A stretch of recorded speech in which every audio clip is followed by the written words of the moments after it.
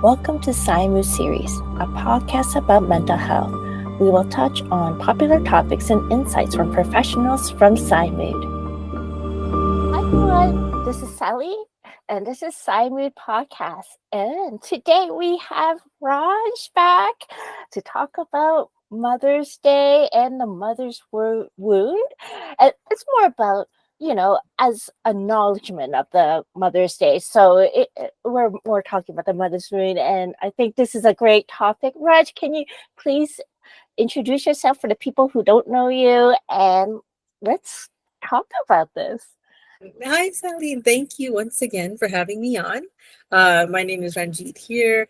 I'm a counselor here in Vancouver, British Columbia. I service clients across Canada pretty much. Um, yeah, so we had kind of gotten together and talked about Mother's Day, and then from that topic, we thought, there is actually this thing called a mother wound that there's people that are experiencing that but don't know that that's what's happening to them if they have relationships with their mom that are not as healthy as they would want them to be. And again, there's probably not an awareness about it, so we'll talk about what that looks like. So Mother's Day, we honor our mothers, right? We honor where we come from and who this caregiver and care provider, our very first encounter with a person on this earth is usually our mother.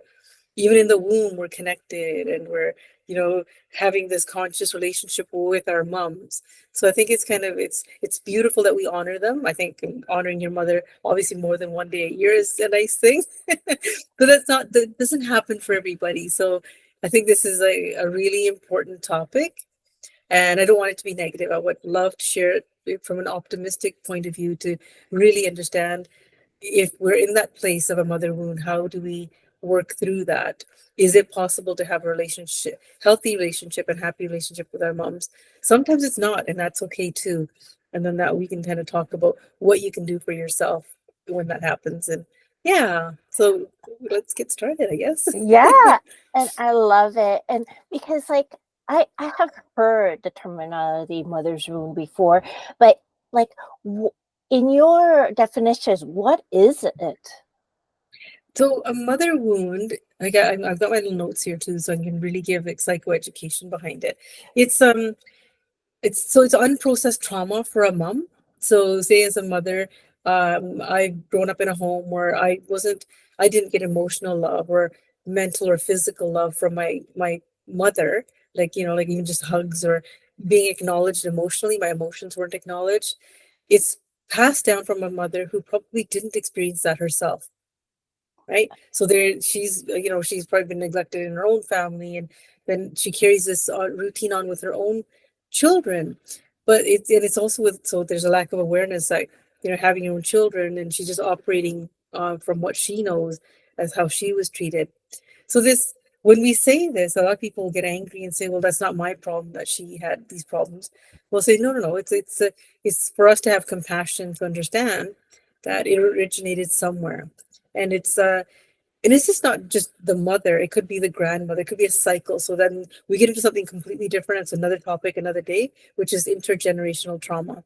And we could talk about that, how it's passed down generation to generation. But if we're just sitting here now talking about, say, my mom, your mom, and our relationships with them, if our mothers were emotionally available to us, mentally, physically, we're capable of holding it with their emotions or our emotions. That's how it all starts. So the mother wound is the lack of the limited capacity to have emotions for your child or empathy, very limited empathy for their children.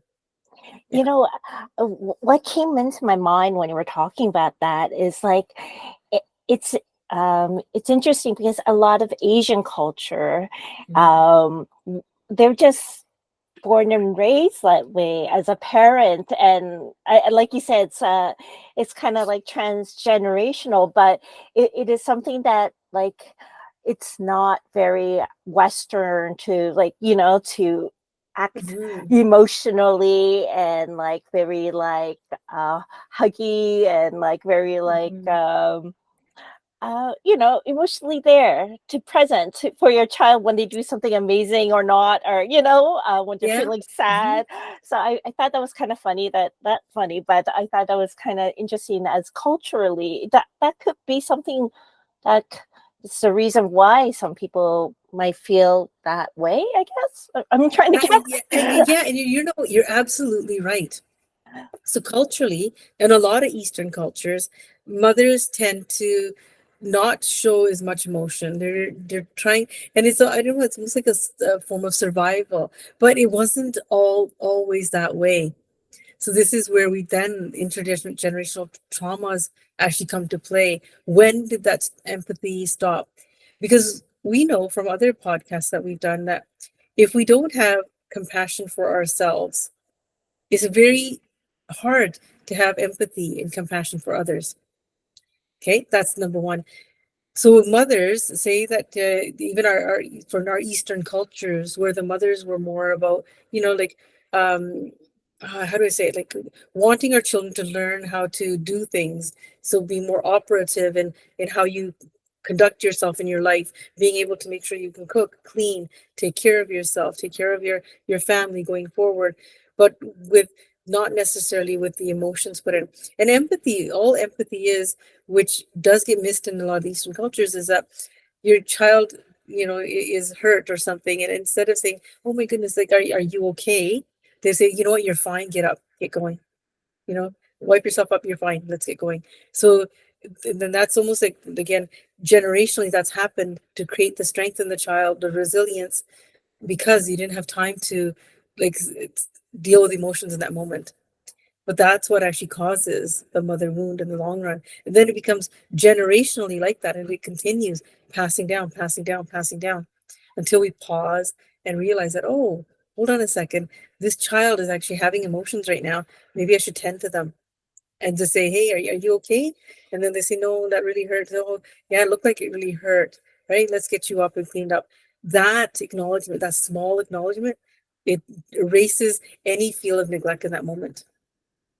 That is, Yeah. yeah, and it's just a simple acknowledgement, like you said, that Mhm. might be a way to kind of like start healing that process to, like, I guess your child or any relationship, I guess, within the Mhm. family.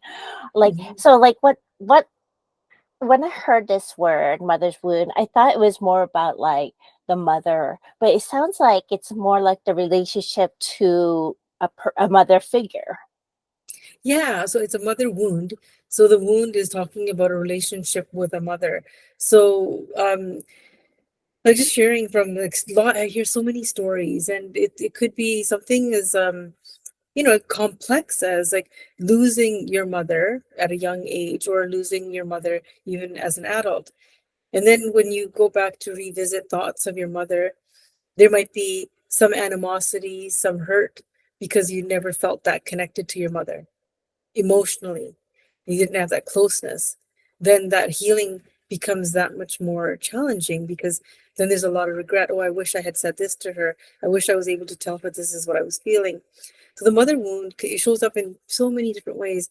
And then there's like in childhood, I have like a whole list here in childhood, what it looks like. Do you want me to share that? Yes, please. Yeah. So there's patterns that show up in childhood, and there's patterns that show up in adulthood. So it just depends. So in childhood, we you start to feel like you don't have your mother's acceptance, so, or approval, so you always feel like you have to do more. You're always trying to please mom more, right? So if there was a simple little acknowledgments, again, the mother's not doing this on purpose either, remember? So on a subconscious level, she's just mothering the way she was probably mothered.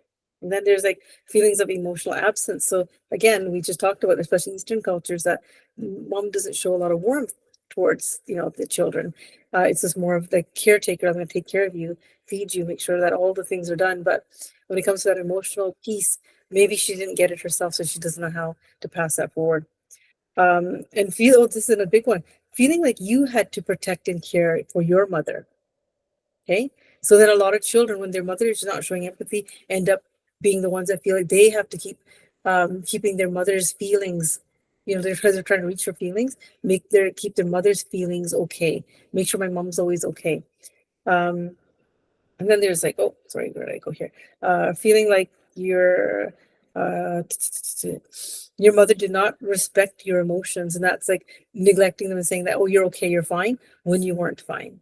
Mhm. Um, and then also then when as a child you start having unrealistic expectations from our mother. Like you want her to be a certain way, but she can't be. And then these are really hard for a child.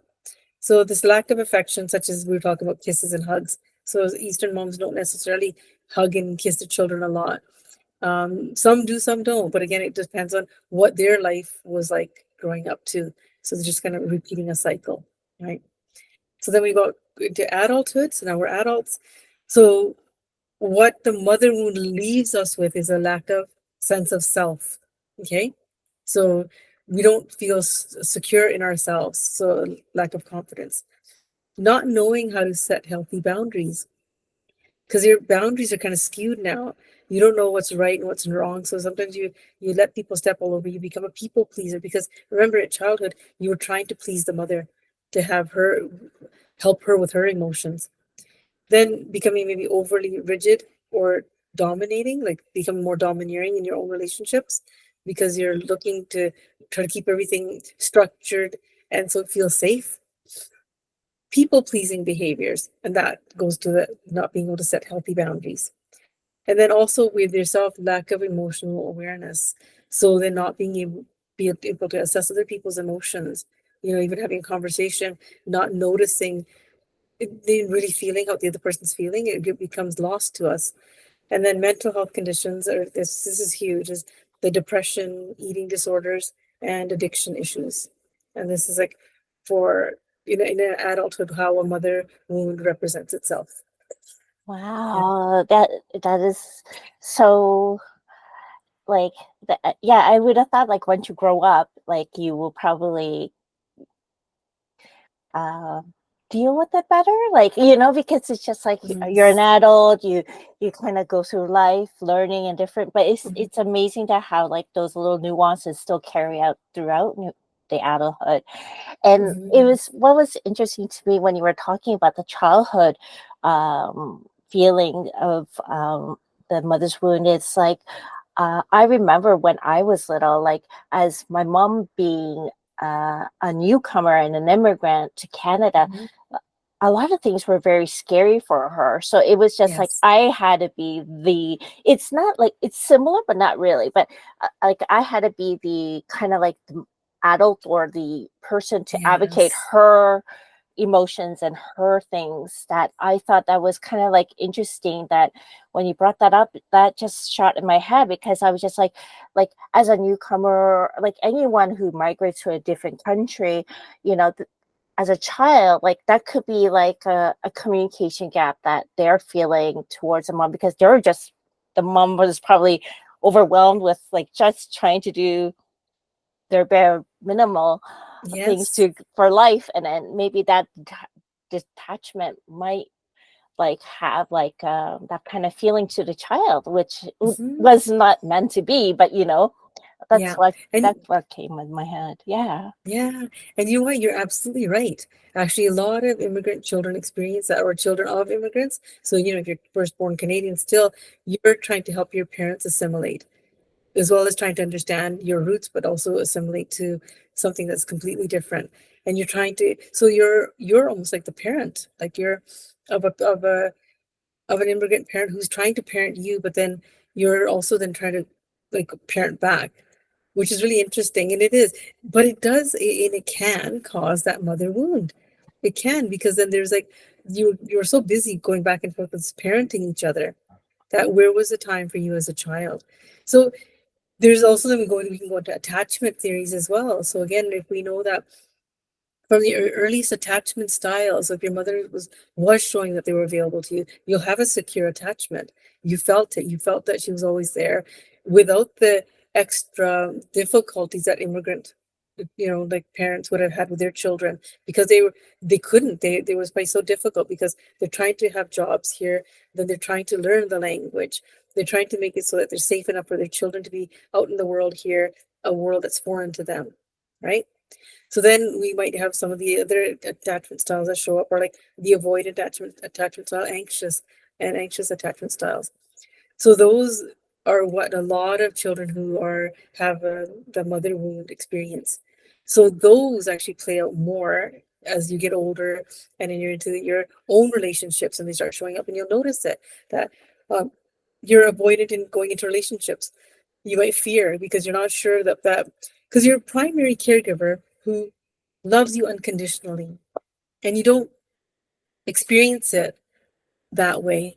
And it's again by no fault or virtue of the parent. Again, there's again it's always cyclical, right? So if we look at it that way. And the parent wasn't trying to be this like monstrosity of a parent or trying to make it difficult for the child. So once we grasp that understanding, and again, everybody's story is different. There might be parents that might have been like out and out cruel and just didn't know any better. But I will guarantee there's always a trauma that wound is being passed down. So therefore, the understanding your own circumstances, I always say that go interview your parents with love. If you feel safe enough, go have an interview. Like create some questions and ask them and the questions are asking them about their childhood, who they were close to, what it was like growing up in their home. Was there neglect? Was there abuse? Was there addictions? What was going on in their families when they were growing up? And especially immigrant parents, because they're, like you said, they've left a whole life behind that was, well, probably a little bit more carefree or just different than here. Because here, everything becomes more, the Western way is more structured. Everything has to be done timely. There's a time to do this, a time to do that.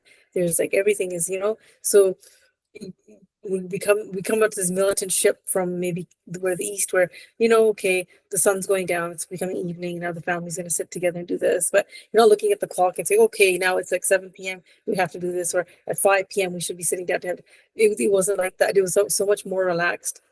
So when we get into that, think about that more relaxed, your nervous system's relaxed, everybody's feeling kind of more calm in their bodies. Then you come to a place that's unknown and your nervous system's out of whack now. You're always anxious because, oh, I got to get my kid to this place on time, that place on time. And then on top of that, like you talk about the immigrant parents, now as a child, you're saying to your parent, you have to get me to this place on time. You're trying to explain to them. So it's kind of interesting. So all of that kind of comes into play with how our mother wound can come about and how we can actually start to look at it and help heal it. Yeah, and yeah, that comes to my next topic is like how like can a mother's wound ever be healed? And how? Well, like what does the process look like? So, the way that psychology describes it, it's not completely healable. Okay, so it doesn't completely get 100% healed because it's the stuff that's happened or didn't happen. But there is number one thing that, especially in therapy, we talk about is embracing it and being honest about it. So if I was honest about mine, I share that I have a mother wound. If I go back and look at my upbringing, I have the most amazing immigrant parents, right? And my mother was busy raising 4 young children, like literally a year, 2 year and a half apart. And so she's an immigrant. Okay.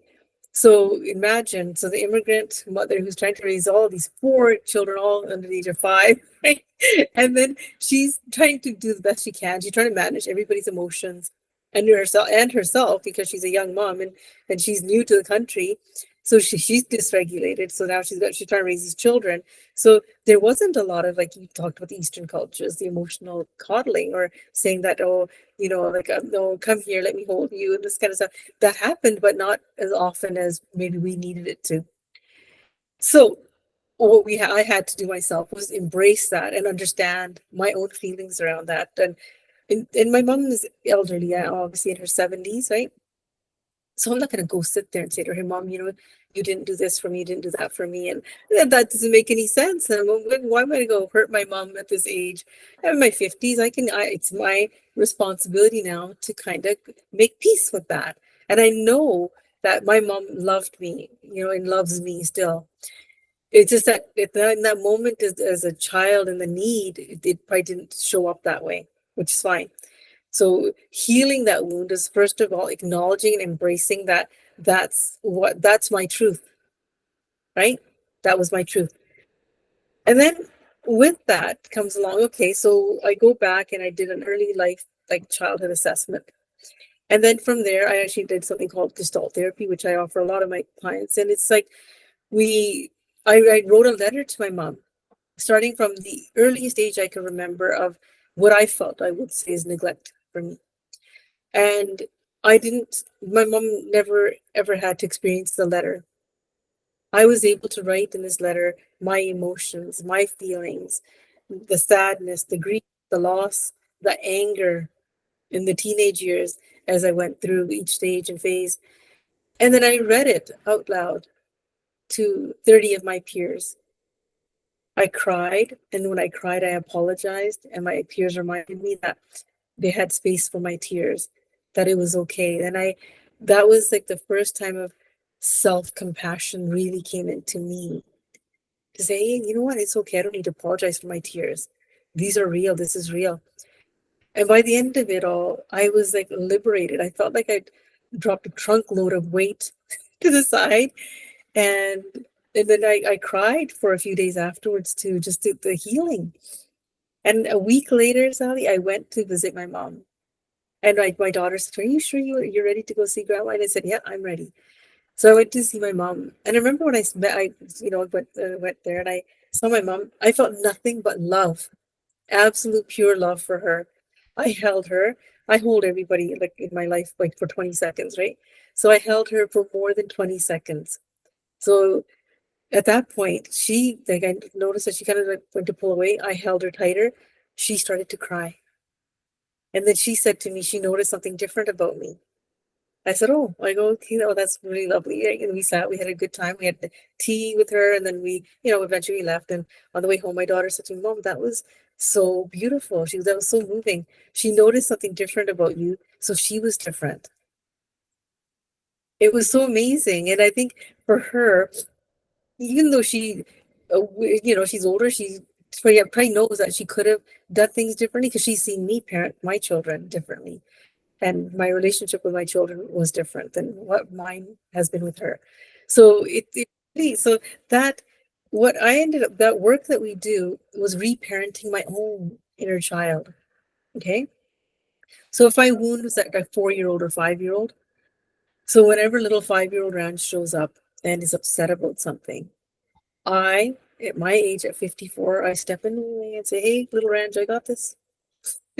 I've got this. I'm here. I'm gonna so reparenting your own inner child is super important because that wound never goes away. You have to remind yourself that and again, I can't live in constant blame because there's really nothing to blame. They did the best that they could. Absolutely, right? So reparenting the inner child is the second thing. So first was recognizing and embracing and understanding. Thirdly, trying mindful practices. And the mindful practice is really like, so I do a lot of yoga, meditation, breathing, and even I call my walks meditative because I can walk just in peace.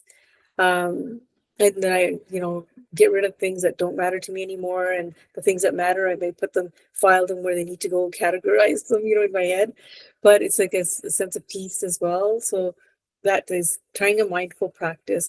The other piece of the mindful practice is reparenting that inner child, right? What were you missing? Give that to yourself. Then also for a lot of people where I was able to, maybe it might be more difficult depending on the circumstances, is consider reconnecting with your mother. For me, I was able to reconnect with her without ever having to say a word of the angst or the sadness or the emotional needs that I felt that I needed. I never ever had to say that to her. I never ever had to put that on her. That was my work now as an adult, and I did it. So then I think reconnecting, that's a consideration. Not everybody is going to be able to do that. Again, it could be due to loss. It could be due to there's so many variables, right? Of how the relationship was affected. That makes a difference. Yeah. Yeah, that is so hard. Like when you said um, if you did lose your mother, like that could be something so hard to kind of heal from? Like, I guess like I guess because you don't get the bounce back of like the communication and their thoughts about it, but like I guess like going through therapy and talking to somebody like you, like could kind of connect those bridges, even if your parents like have passed away, and just kind of strengthen that connection with your inner child. Will kind of like heal that mother's wound. It does actually, you know what? I'm so glad you're touching on that because it does. There's so many ways in therapy that we can help a person if their parent has passed on and they're unable to get back. Because then the grief, they might be stuck in the grief of feeling guilt. But the guilt always, not always, but sometimes can lead to shame. Like, oh, I wish I'd done this. I could have did that, and when she was alive, and that kind of stuff comes up for people.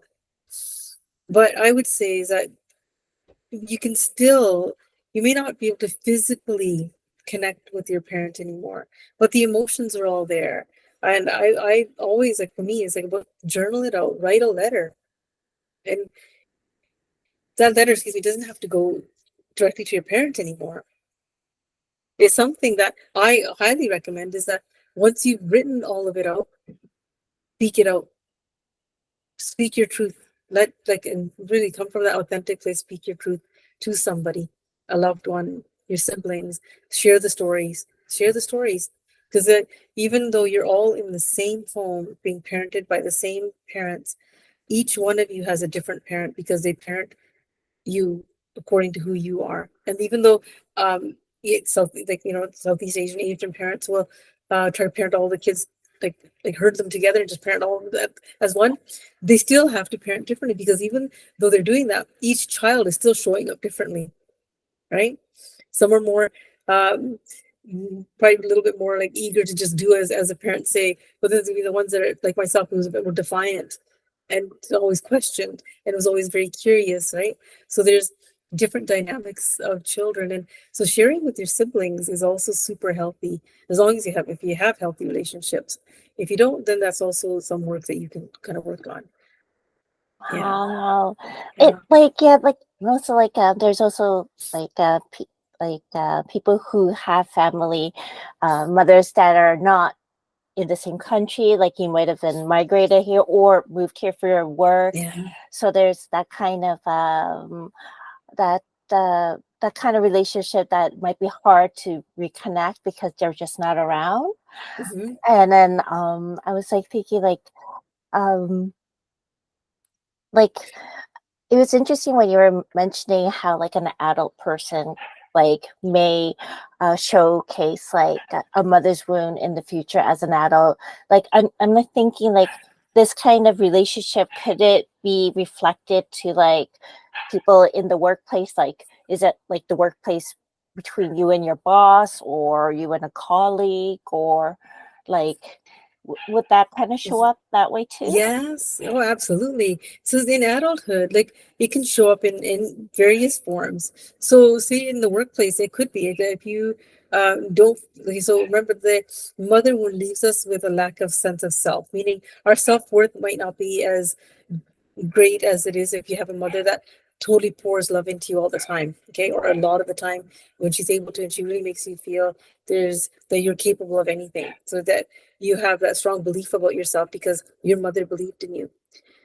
Now you, on the other side of it, you didn't have that, right? So to neither parent, so you can have a championing father that gives you that courage too. That can make you have self-esteem, right, regardless of the mom. But say that you now didn't get that from mom, and then dad was kind of silent anyways. So your self worth is lacking, and you're not feeling that confident about yourself. So it's easy for people to cross boundaries with you, right? Get you like to push your boundaries, and you kind of afterwards think, well, I didn't want to do that, but why did I? Afterwards, you think I should have said no, but then that's again because you didn't have a boundary. You didn't know how to. You didn't have the confidence or maybe the skill to set a boundary.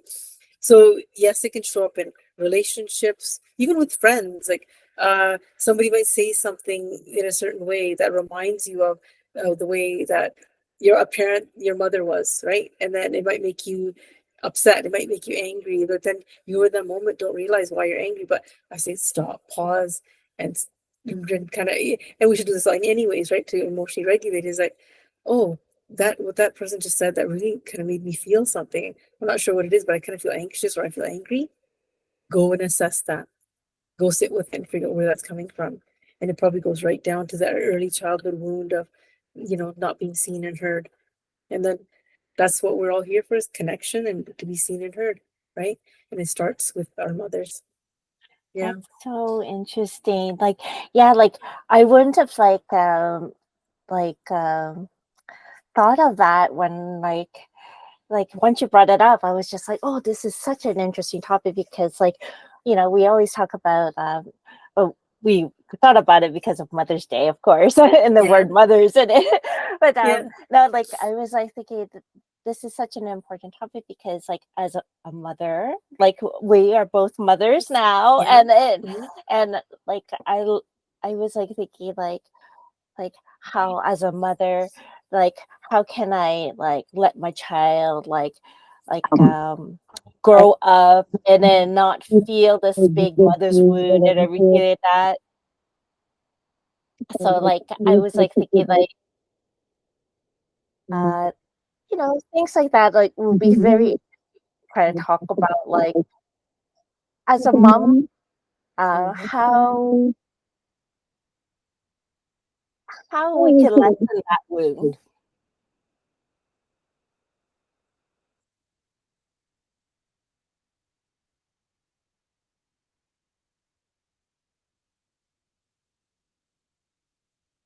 Oh, sorry. Okay, that's good. Sorry, my other headphones just Yeah. died while they were on my ears. No Okay, problem. yeah. So how we can do that to prevent our own children, our own offspring going forward? Because again, so you're telling me you want to be a generational cycle breaker. So you're not gonna pass down this generational thing that's probably happened in the family. And I'm like you, I'm a generational cycle breaker, so I do things differently and chosen to always show up differently. Is that always make sure that we do your best to acknowledge their emotions. So as a parent, you're very conscientious, Sally, as I know you, and you notice even the look on your child's face that there's something that's probably bothering them and they're not talking about it. So it might not be a bad idea. Just ask, say, hey, how you doing? How was your day today? They start sharing and then just say, tell me more. Tell me more. And get them talking about it. Then that might turn into some sort of like emotion. Then you can say, I sense that you're feeling a bit anxious or upset. What were you sharing with me? And then so allow your child then to express their emotions. And we don't um, push them emotions away that they're sharing. We don't shame them for their emotions that they're having, right? You may, as a parent, think that, oh, what a silly thing to be upset about. Keep that to yourself. That's your process, right? But the child, it's real, it's big, it's something that's it's bothering them, it's really making them upset. And then as a parent, create the space, hold the space, and say, oh, you know what? I can sense how that could be difficult for you. And then when people listen to them, oh my God, I don't have time for that. You know what you do? You do. You're going to find time for that. Put away the iPads, put away the cell phones, make time for the family, make time to sit around the table and talk about, at the kitchen table, we started this other thing was like the highs and lows. So everybody go around the table. So what was one high of the day and what was one low of the day? And then you'll notice that maybe one out of your 4 or 5 children, in my case, you will have saying, you know what, this then they talk about alone and say, actually tell us more about that. And then if they're implied, they inclined to share, they will. And if they say, oh, actually, I don't want to talk about it right now, mom, maybe later. I say, okay, yeah, you know what? Let's you and I sit together and we'll chat about that. Make them important. Make their emotional well-being is important to you. And then that creation of space that you as a parent, as a mother are doing, that's what they're doing in therapy. They're coming to myself and other therapists like for that safety, that creation of that safe space. Right? And So I guess yeah. like if they do come with a low, and I love that little tip that you gave, like asking about the high and lows of the day. And I Mhm. guess as a parent, if you're having struggles figuring out what to answer about the low, then you could talk to somebody like yourself and just get tips about how to like manage, because hearing the lows is always hard, no Mhm. matter what age. As a mom or a child, it's always hard to hear the lows, and sometimes it's Yeah. hard to kind of give the right answers to. Yeah. So I love that. This is another topic we will have to like touch on, okay? And I share this with a lot of my girlfriends who are my age, that are moms that have older children, especially now. And your child is young, so this is really valuable, I feel. So take it or leave it. Um, we are not here to find solutions for our children, okay? We are here for safety, right? We create a safety net.